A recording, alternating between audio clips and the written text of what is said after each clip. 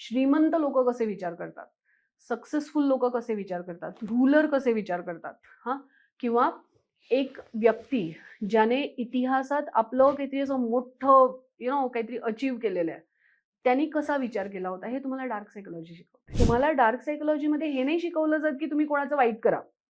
हे तुम्हाला शिकवलं जातं की तुम्ही या सगळ्यापासून सावध राहा.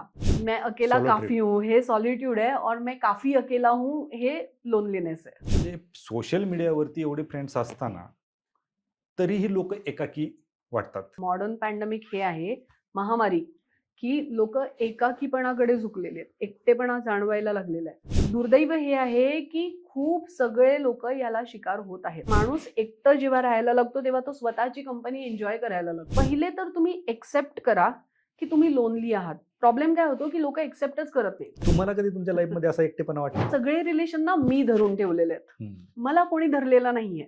ज्या दिवशी मी यांना सोडलं हे सगळे निघून गेले. सॉलिट्यूड हा जो प्रकार आहे ना सर, हा खूप पॉझिटिव्ह आणि खूप पॉवरफुल आहे.